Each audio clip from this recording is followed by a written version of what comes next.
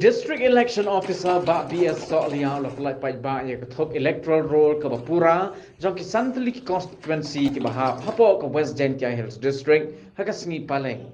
ketok electoral roll jong ki Santali ki constituency ke bala pelai pai ba kadan hadu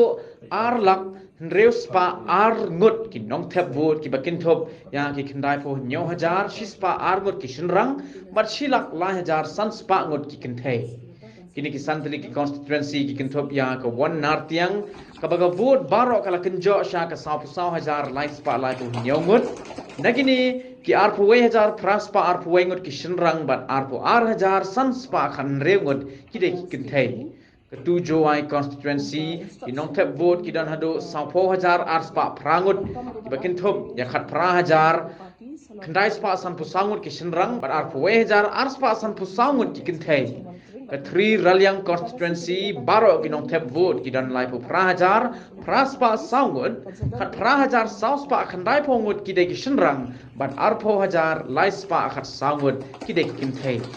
na ka fu mo ka yaw constituency ki nongthep vote ki dan lai pu prahajar sanspa andre pu laingut khat khandai hajar nyongut ki shinrang bat khat khandai hajar sanspa san pu hunrengut ki kynthei ban na ka 7 amlarem constituency ki nongthep vote ki dan lai pu prahajar henreuspa khandai pongut ha ka ba khat prahajar praspa lai pongut ki de ki shinrang bat khat khandai hajar praspa henre pongut ki de ki kynthei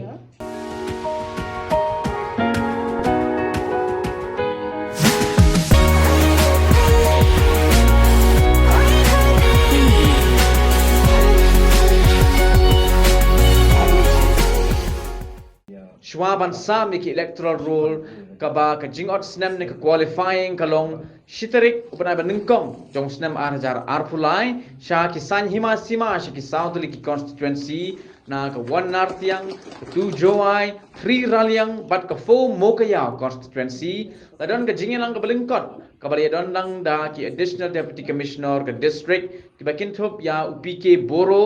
u ma chalam kong Didi Singh Ai, kong Bibla, paru extra assistant commissioner WK Kharbuli.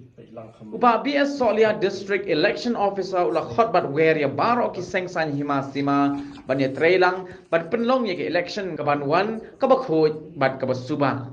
Additional Deputy Commissioner Uma M.A. Chalam ula ajingkaran halor ke Model Code of Conduct ula yatho baka Model Code of Conduct kan treka marsen penbena ke Election Commission of India ya katarik bat kan kod tak hadu baladap ke election hadin gani layak ru halor ke election MLA arhajar arhulai